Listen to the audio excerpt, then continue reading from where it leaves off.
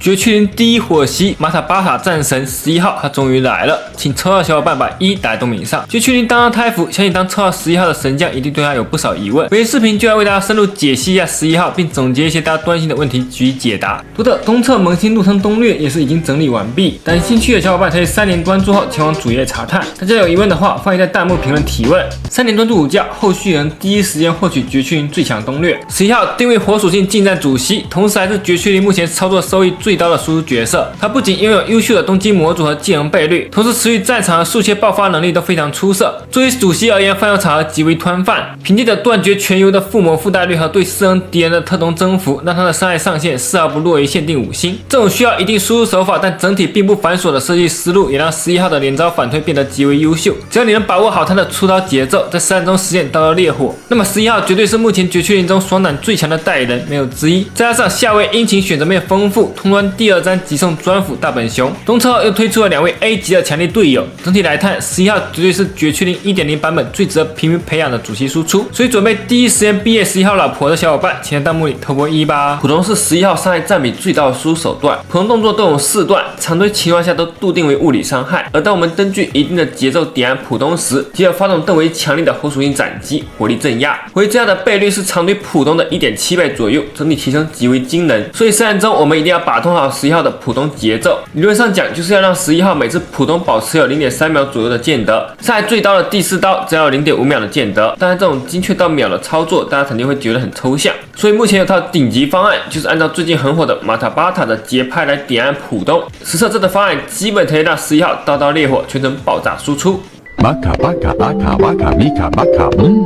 马卡巴卡阿巴雅卡伊卡巴卡哦。不过根据具体的战斗情况，10号起来必定会有一定的波动。实战中大家只需处理好第4刀的剑德，打满11号 80% 以上的输出即可。11号的冲刺技比较常规，在连招流程中并没有太多实质性的意义，更多的是用来走位、调整攻击节奏或者转移进攻目标。在敌人进行攻击时，11号的闪避会触发一次实质反击，但一次反击自带火附魔效果且倍率不俗。实战中非常推荐大家在11号战场时间内，尽量不要无脑硬扛伤害或者使用招架资源，而是多用闪避碰瓷。特殊技同样是11号重要的辅助输出手段，常规下的特殊技会向前方发动大范围环形斩击，在此期间会提升11号自身的特短等级。前方特殊技不会改变招式姿态，但会造成更高的伤害，并且在此期间11号自身还会自带无敌效果。实战中我们可以通过这个特性躲避敌人的单次伤害，避免招架资源强制换人，浪费11号的输入时间。此外，11号在释放完强化特殊技后，后续的8次普通会自带火力镇压，一般情况下刚好能打满2轮普通。强化特殊技因其稳定的触发条件，在战局较为复杂的环境下，可以说是11号最为重要的附魔手段。这也一定程度上提高了魂人属性对于11号的重要性。连结技会对前方范围敌人释放上挑斩击，造成大量火属性伤害，并且在此期间11号自身还会自带无敌效果，大招则近似于强化版的连结技，其动画同样是一发气势十足的大范围上挑斩击。和强化特殊技一样，11号的连结技与大招后续的8次普通都会自带火力镇压，可附带2轮普通。战中建议11号以连结技进场后，先不要急着使用大招，而是等打完2套普通后，再用大招续上火力镇压。核心被动，11号在普通和冲刺攻击的过程中触发火力镇压时，会大幅提高自身造成的伤害。在被动满级可提供夸张的70%伤害加成，可以说进一步强调了维持火附魔对于11号实战的重要性。技能加点优先级，普通技大于核心技等于特殊技等于终结技大于闪避大于支援技。额外能力，队伍中存在与自身属性或阵营相同的角色时，11号会获得一定的火伤，但效果在攻击私人敌人时会获得双倍加成。所以实战中建议大家先通过特雷达、安比尔、派板等角色打出失衡，再让11号轮切上场，这样就能最大程度提高11号的单轮爆发上限。出招思路，队友先打出失衡状态，11号连结技进场，快速打出2轮普通，视情况选择强化特殊技或者胎大，再打出2套附魔普通技的换人循环。若这套连招下来，敌人只剩闪血，可继续马塔巴塔收为补刀。殷勤方面首推专武硫磺石，超刀的副属性大动机加上特效叠加的8成动机 buff，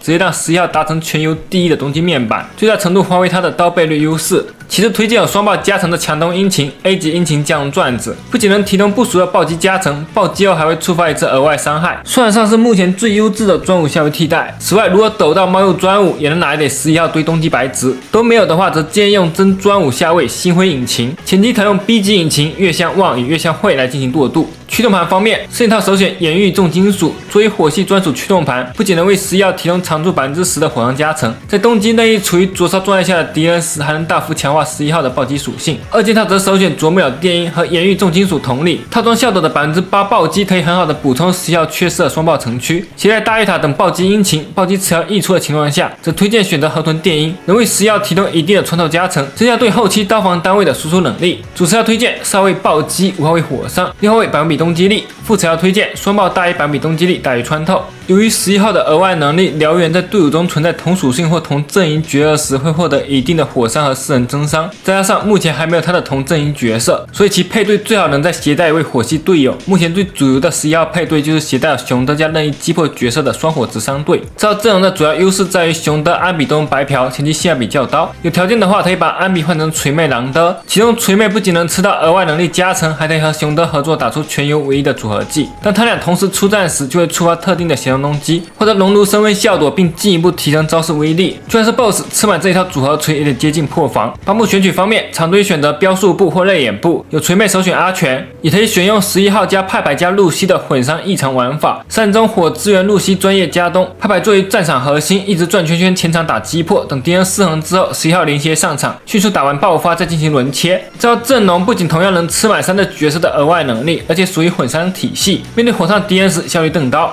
帮部选取方面，优先标速部或气压部。所以大家想打哪套阵容呢？11号目前6的隐化中，综合提升最大的就是隐化246。二命的优势在于最高可以获得36%的全额增伤，比核心技的35%加成还高。对于团队斗勇攻击加成的11号来说，综合提升巨大。4命只能在11号触发火力镇压时，让前3段普通获得到他短段加减伤，并且让第4段普通自带无敌效果。也就是说，11号实战中几乎不用理会敌人的动作，只需要听着马塔巴塔埋头打自己的节拍，就能无脑断满输出。对于实战中的手感提升，无法用数值衡量。至于最后的隐化6，只是纯粹的数值型隐化，25%50火烫作为独立程序还是非常香的。不过相比爱莲这种限定系的隐化提升能较为保守，而且普职角色无法稳定获得，大家常驻等歪吉特。所以你对11号还有什么疑问吗？看在午觉爆单这么快的份上，大我得的一键3连冲了热门呗。